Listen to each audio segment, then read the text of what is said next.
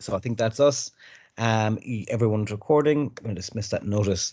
Right, Jonathan Birchall, thank you so much for joining us. If other folks pop in, I'll add them in. Very firstly, tell us a little bit about who you are, where you're from, and so we have a bit of a context regarding yourself. Yeah, sure. So I'm John Birchall. I'm the head of sport for Reach PLC. So we have a number of national and regional titles across the country. So up in Scotland, the Daily Record, and a number of kind of more smaller local titles. And the regional side, which is my main focus, things like the Manchester Evening News, Liverpool Echo, and our national titles down in London, which are the Mirror, Daily Express, and the Daily Star. So I kind of lead the sports strategy for that. In terms of me, I'm from Warrington, which is kind of banging between Manchester and Liverpool. Kind of East Kilbride, I think, is probably the closest comparison. A new town that kind of popped up in the 60s, kind of overspill from half Scousers, half Manx. So depending on where your family's from, you're kind of one of those. So I'm a United fan growing up. So I kind of grew up in Warrington, went to school there, wasn't very good in school, I think it's fair to say, but I was born in 1990, so I got the kind of lucky timing where getting into university, I just missed before the tuition fees went up, so I was able to do that. English was what I was kind of okay at in school, maths and science weren't my thing. Journalism felt like something I wanted to do. I think it's probably the same with everyone, but I knew I wasn't going to be a good enough footballer to actually do it. So I went to do a journalism degree at Liverpool John Moores, which is the ex-Poly in Liverpool. Kind of just stumbled into a career out of that, really. And you interned at some curious places. Tell us, what was it like at FIFA? FIFA was interesting. So the FIFA thing was funny. I ended up getting a contact at FIFA through one of my lecturers at John Moores, but it was during the 2010 World Cup, so kind of working on the FIFA website while everyone was out in South Africa. I very much wasn't out in South Africa. I was an intern back at home because I was also interning at the BBC in Liverpool at the time and doing my kind of full-time summer job, which was delivering pizzas for Domino's. So I was kind of spinning plates and working different jobs. FIFA was interesting journalistically, a funny organisation, because obviously you're kind of giving their message out, especially during a World Cup, which was beset with, political problems and that kind of thing. But a lot of mine was kind of dealing with fans and engaging with kind of people from all over the world, talking about the matches. So I kind of fell into that. I also interned at The Independent for a few weeks, but again, I think the problem that we have with a lot of the internships, I'm assuming it's still the case, is so many of the national titles you have to be in London. I was up in Liverpool. I couldn't necessarily afford to just go and spend a few weeks at a time living in London, so I kind of did a couple of weeks on my mate's couch. Went and worked at The Independent, which was phenomenal. That was on the features and news desk rather than sport. I was also an intern for Goal.com, which is what became my first job. And you were with Goal.com during what's a very defining period in journalism, which was the rise of social media and new media.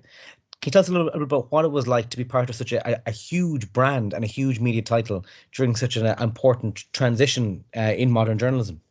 Yeah, of course. It was a funny time because I joined Goal just as it was acquired by Perform, which is now DAZN.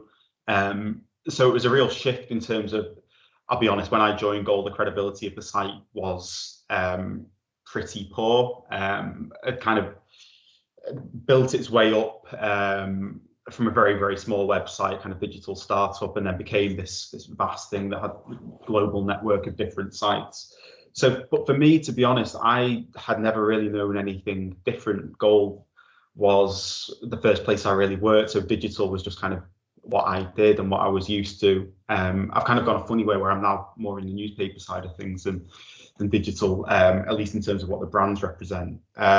So for me, it was all just learning and things changing as they do now. 1 week it was where our audience coming from would change completely kind of week on week, and Instagram wasn't a thing when Goal was around, Snapchat wasn't a thing, WhatsApp wasn't a thing, and it's kind of just in the last 10 years snowballed into something much bigger. And kind of as it was then, as it is now, it's just a case of reacting to that and trying to tell stories in the best way. And what were some of the highlights being with Goal for you, interview-wise, journalism-wise? So for Goal was incredible because I started as an intern, and then because I was one of the few people based up north, I kind of had an unfair advantage in that I was able to attend matches fairly early on. So that was started when I was an intern, and then soon became a full-time job as a kind of match reporter. So as a United fan, covering my first game at Old Trafford was obviously a big thing. Covering games at Anfield, all that kind of thing. My favourite memory is when Man City went out of the Europa League to Dynamo Kiev. It was the day that Balotelli kind of went in studs up, and the mix zone was just completely obsessed with trying to get Balotelli, and all of a sudden Andrei Shevchenko walked past, and no one seemed to really care that Shevchenko was in the mix zone. So I was able to speak to him briefly, and it was around the same time as Fernando Torres had joined Chelsea and was struggling a bit, and obviously Shevchenko had been through that, so was able to get some good quotes on that. But you know, I kind of think back now, my hero growing up was Dennis Irwin, so I got to interview Irwin when I was at Goal. And going from kind of working in my uni bedroom for a website to within a few months being able to speak to people like that and attend matches was just quite an unusual and quite a fast journey, but yeah, an amazing experience. Was there ever anyone who was difficult, and you were thinking, Christ, this is not as much fun as I thought it would be, trying to get what you need out of an interviewee?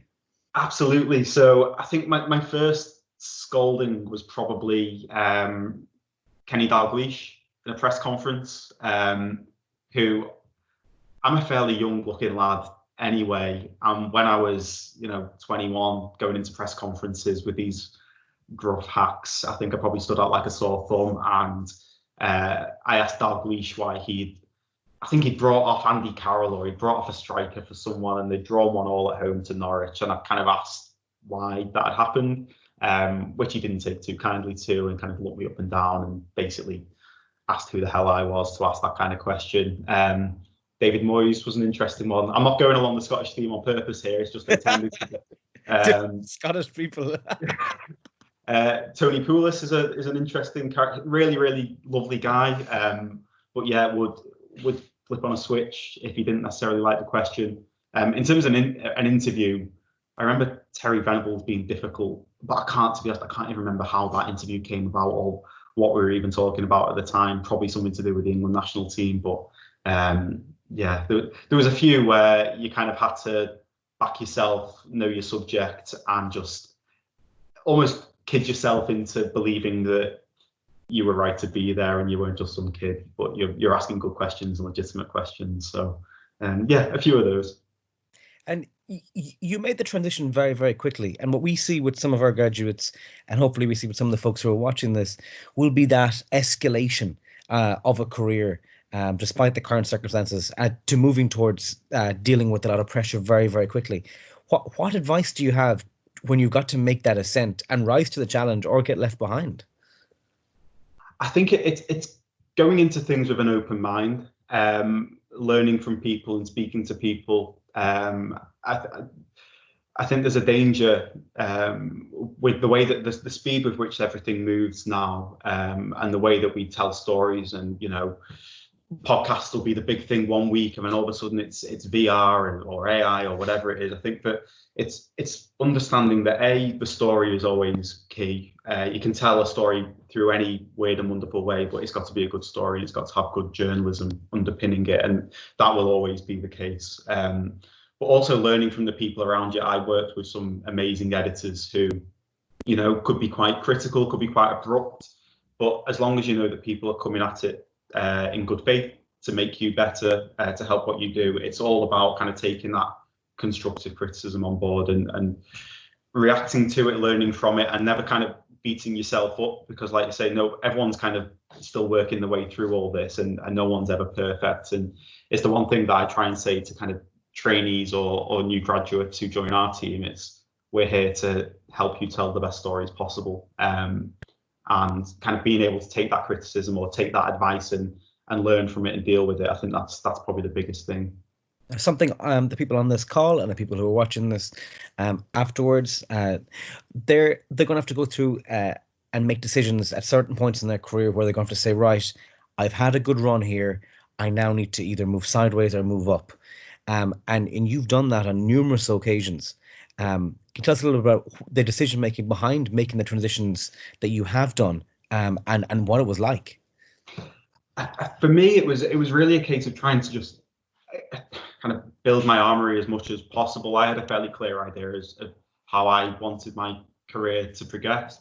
Sorry, I was an okay reporter. I was a fairly good writer, but I always kind of thought that my long-term career would be kind of doing the things that I'm doing now, which is more around the strategy and growing audience and being an editor and being on a desk. So when I'd become deputy editor at Goal for the UK, I kind of looked at my skill set and I knew I still had gaps in that, especially around kind of the commercial elements of the business, working with comms teams, which is when I went and joined Man United with a role which was very much around that. And I've kind of looked around for a little time for the right career path to do that. Being a United fan, it was kind of perfect and it synchronized really nicely. But really, I think self-reflection is a big thing, and knowing that you can always learn more, and there are always different skills that you can try and add to what you have. And then I did the same. I was at United for a fairly brief period. It turned out it was around 18 months in total, but I kind of felt like I'd gone there and got what I needed from that role, and I wanted to get back into editorial and the things that I'm doing now. So really, it was a case of just when I felt like I couldn't learn too much more from the current job I was doing, I've looked to see and try and find new career paths and new roles where that was possible. Did you find it difficult to make that transition from being a journalist to being to working for a major private corporation, or to work on the corporate side rather than being the one you're trying to make sure some of the questions don't get answered rather than asking them? Yeah, it was a difficult transition, and I'd spoken to my old boss, who was very encouraging when I told him I was leaving Goal to go to United. He'd done similar. He'd worked for Arsenal in the past, and he couldn't quite get across just how different it would be. But they'd try and tell me that. And I think for me, the biggest change was I'd kind of gone from Goal, which is more similar to where I am now, where the journalism and the stories are key to everything. They are the priority for the business.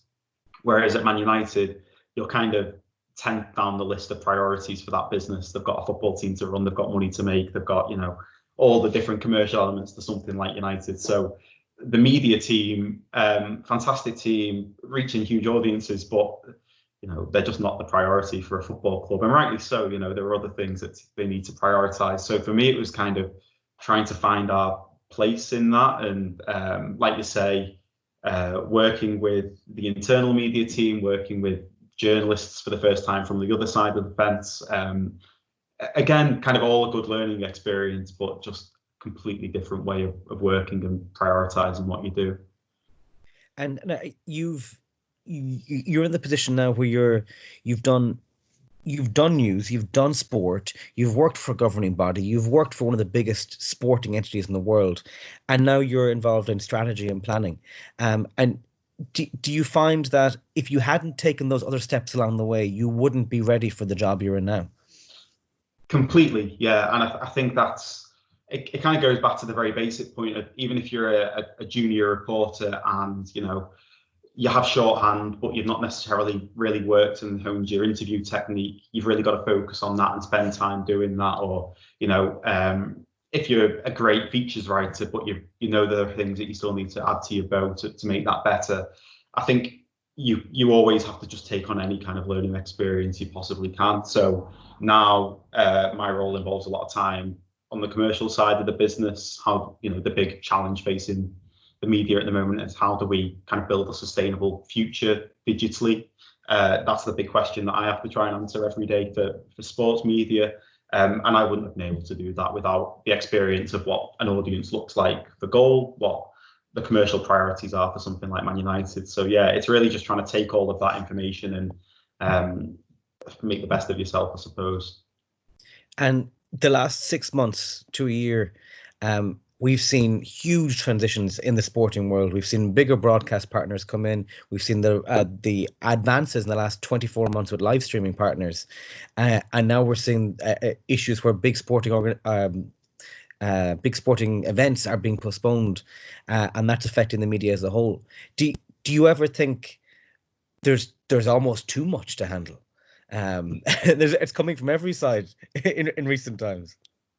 I think for us, it's our job is really simple because although as busy as it gets and as you know, as big as the deals are, or if Amazon come in or Facebook come in or Netflix come in, for us our job remains fundamentally the same, which is what are the things that the fans of our clubs really care about. And I've said this to our journalists before, but our readers will always care far more about their football clubs or their players than they will about us as journalists. I know I'm not kidding myself when I know that Liverpool fans read the Liverpool Echo because they love Liverpool, not because they love the Echo. It's our job to try and be the best people at telling the stories around Liverpool and getting exclusive lines and all that kind of thing. So for us, our job, regardless of everything else that goes on, remains the same. And I kind of, when this all kicked off with the coronavirus, the big message I was trying to get across to our teams is that it'll change how we work, but not why we work. And I think that the key message there is there are still sports fans, there are still readers who care massively about what's going on. It might be challenging, which it's been an interesting few weeks, but our job hasn't changed. How we do that job might do, but the fundamental objective of what we do doesn't, and that's telling great stories, I suppose. I'm going to stop here. Is there anything else that you want to share? Anything else you want to add that you think that we need to know, either about your journey or preparing the folks for the next few months? I think the only thing I'd say is that there's no one way of getting into this as a business. There is no set path. I'm from a small town between Manchester and Liverpool, kind of first generation of the family to go to university. There are preconceptions about the media which I think can hold true at times in terms of how difficult it is to get in and find work, and that's absolutely true. But I think that the key things are knowing what your own personal kind of USP is and what you know or are an expertise in anything, kind of really owning your own niche. So if you're particularly brilliant in terms of data journalism or analysing or anything like that, really owning that and kind of carrying that and using that as the thing that makes you stand out. I think it could be if you're brilliant on podcasts or if you're a great interviewer. I think it's really just making sure that you know what you're great at and selling yourself in the same way that we pitch stories every day as journalists. We'll go to an editor and say, we have to cover this because it's important and because it's whatever. I think we need to do the same as kind of journalists and say, my job is really important because of X and I'm the perfect person to do it because of Y. And I think just really drilling down and knowing what that is, because we'll get I can't remember what the job was a few months ago that we were recruiting for. We had hundreds and hundreds of applicants for it, for one of our football roles, which on the one hand can seem really daunting, but you also know that as part of that big group of people, there's going to be a big homogenous mass of people who got skill sets and kind of done the basics, but it's the people who really have something that stands out, whether it's a particularly great idea or a different way of thinking about things. I always come back to this idea of a USP and just really knowing what yours is as a person and trying to go after that. I'm going to hand you over to Esther, who just finished her dissertation. Hopefully, she got a good grade yesterday. She did it on was it women in sport? So I'm going to hand over to her to ask some questions, and Great. then we'll go to Ben and John. So I'm going to mute my mic now. Hi. Yes, I got my dissertation grade yesterday, and yes, I got an A, so I'm really really happy, and it was about women in sport. Thank you. So I have two questions. They're very different. So first, you said you got your first job from being an intern. So do you have any tips on how to stand out as an intern? Absolutely. I think there's two key things. There's the ideas that you bring. So we'll have loads of interns and trainees who come into our newsrooms, and they'll come in and do a really solid job. But the people who really stand out are the people who are asking questions. Why have we not covered this? Why have we not done that? What if we did things this way? So being creative and being full of ideas and confident in those ideas is the first one. And the other thing, which sounds really basic, but just being friendly, being well-mannered, kind of speaking to people at a level, feeling confident in speaking to people. There's nothing worse than, and look, I did it. I remember when I did work experience at a running magazine in London many moons ago, where I kind of just went there and sat there for a week, kind of twiddling my thumbs because I was too shy to kind of stick my hand up. And I kind of came out of that week, felt like it was just a waste of time because journalists are busy. Journalists have loads on. So if an intern or someone on work experience isn't there in their face, kind of giving them ideas and asking to do things, those weeks or those months can kind of dwindle by. So just going in as a positive, creative person and being full of ideas and like I say, being confident in giving those ideas. And the other thing I wanted to ask is a bit different. I'm just wondering what is in this world of sport media, how many women are there? What's the situation? Do you have many female colleagues, and how is that? Just wondering. Yeah, absolutely. So our biggest regional title is the Manchester Evening News, and Alice McKeegan is our sports editor there. She was originally a news journalist and is now kind of the sports editor, probably the biggest regional title. Well, it is the biggest regional title in the country. We have a number of women working across different titles and different roles. Some are editors, some are reporters. I think for me, and it speaks to a number of different issues around diversity. We're only going to be able to tell the stories that fans care about if our newsrooms and our sports desks reflect who those people are. So if our teams are just a big 100% white men of a certain age, we're not going to be able to tell the stories or understand the stories of people from different ethnic backgrounds, different genders. Disability is another one for us, where we know there are a huge amount of disabled football fans. How can we necessarily understand those stories or tell those stories without reflecting that in our teams? And a big thing that we've tried to do in recent years, not as kind of any formal drive from the company, but just internally, is kind of reflect what we see, different types of fans, different kind of levels of diversity, what they want from their football coverage, and reflecting that. So that means that we've changed what we cover and how we cover it. So really, it's just a case of, again, it's not dissimilar. Kind of the story of a female football fan of a certain age is going to be how they engage with the game is going to be completely different to someone who's 30 years older and a bloke who's been doing the job for years. So it's knowing what those audiences want and also trying to react to that, and kind of, like I said, it being having that as a USP and using it as a strength, I suppose. But yeah, we've got it needs to be better. We need to have a much better split in terms of men and women across sport media generally, and sports a particularly slow grower in there, I think it's fair to say. But it's a much different place to where it was even 5 years ago when I joined. Thank you very much, and thank you for joining us today. Yeah, no trouble at all. Thanks. And you may need to, if you ever need anyone to speak on Hungarian issues, then then Esther is there, and she can also speak a multitude of languages as well, which is quite useful. Ben, over to you. Hi, Jonathan. Hiya. So I've got a couple of questions. The first one's a bit off topic. So this week we've seen groups like Amnesty and now beIN Sports this morning that are totally against it. But if the Newcastle takeover deal gets completed today, is it a good thing or a bad thing in your journalistic opinion? It's really, really tough. So we own, part of my team is the Chronicle in Newcastle, where we've been banned before by Mike Ashley twice. I think we've been banned. It's so tough for me because I'm a Man United fan. I have particular issues with our ownership, and I think there's an understandable argument that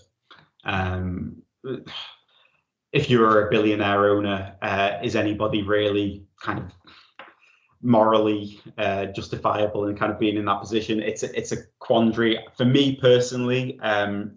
Speaking as a fan, first and foremost, I think I'd struggle with the idea of a regime like Saudi Arabia being involved in owning my football club. That's a personal opinion of mine.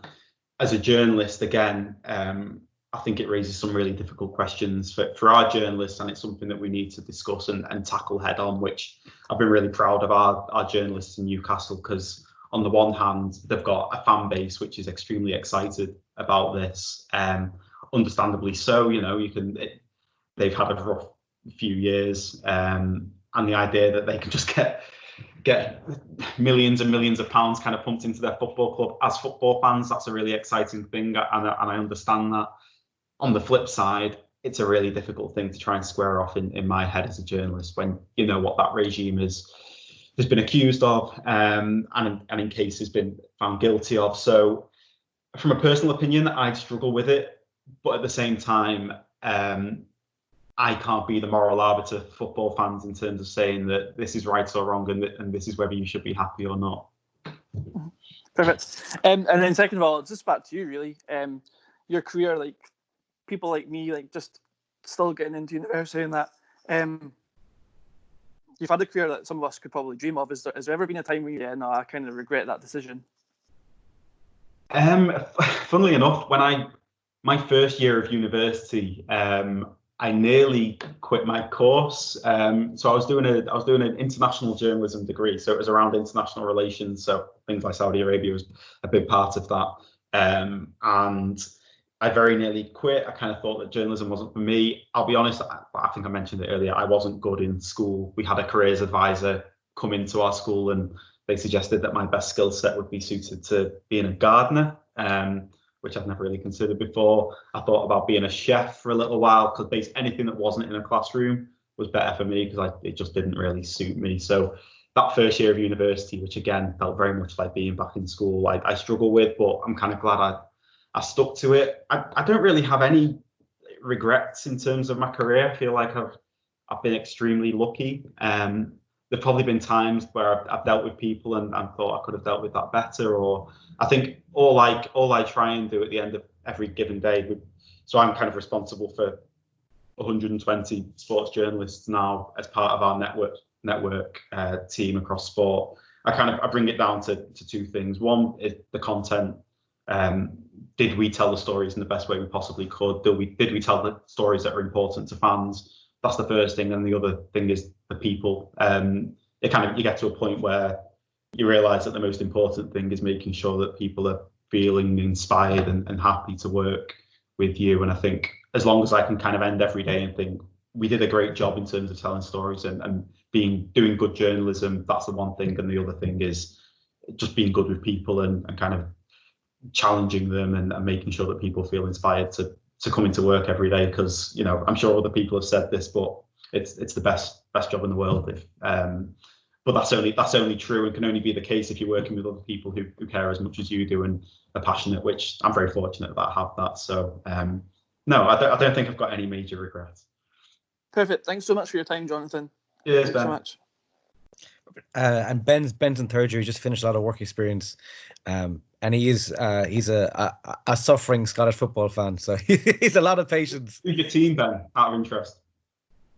So my Scottish team is Dundee United. So there's been a lot of pain, but this season we're finally, although it's through a technicality, and a lot of Scottish football fans are thinking, like you've got an asterisk beside your name, but yeah. I mean, our season's finished. We're going up, so I'm happy. Yeah. John Murray, over to you. I'm a Partick Thistle fan, so I'm very unhappy. We're going down. So on the other end of the scale. Well, Jonathan, I just wanted to ask you. You said it's been a difficult few weeks. What with the coronavirus? I noticed sports organisations, the sports pages that I'm reading, they're doing what they can to try and fill copy. I just wondered, what are you doing to fill copy at these difficult times?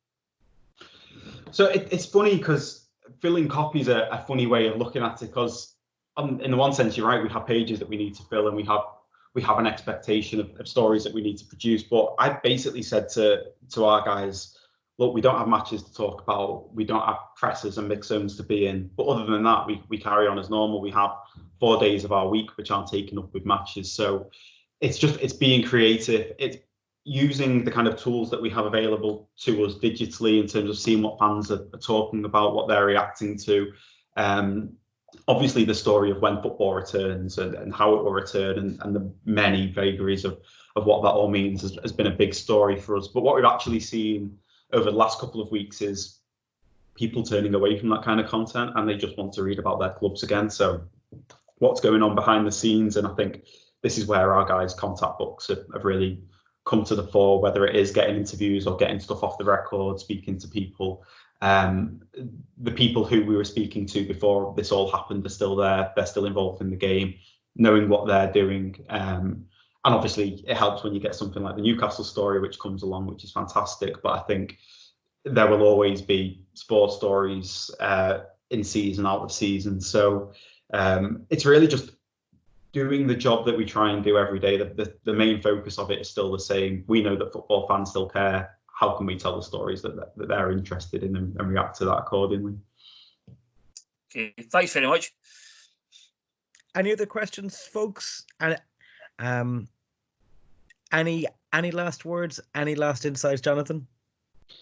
No, just to say that I think the fact that you've all, if it's as sunny up in Scotland as it is down in Liverpool today, the fact that you've all kind of spent your morning coming and doing this kind of speaks to your own, I don't know, interest, ambition. I'm not sure, but I think you're doing the right things. I've looked at the newsroom website as well, and there's some great stuff on there. And I think all you can do is try and give yourself as much kind of real work experience as you possibly can. And also, if there's anything you ever need in terms of other questions or looking for opportunities, I'll give James my email address, and by all means, feel free to give us a shout. And yeah, just best of luck with it all. I hope you kind of come through this odd period in the best possible way. But yeah, like I say, cheers for kind of listening to me rant on for a little bit. Thank you very, very much for your time, and for the folks who are working. I'm sure they'll appreciate it when they get to pick it up this evening, when they get home, because I've had a few messages about that too. So thank you for your time, and hopefully we get to do a follow up, maybe in 6 months or in the coming year, to catch up again when we've got everyone physically in one space, and we can put you on a screen in an auditorium, or maybe I'm up in Glasgow an awful lot, both in terms of work and otherwise. So the next time I'm up the road, I'll give you a shout, and hopefully I can meet people in person as well. That'll be fantastic. Jonathan, thank you so much for your time. Stay safe out there, and thank you again. Cheers, nice one. Thanks everyone. Thanks, bye bye.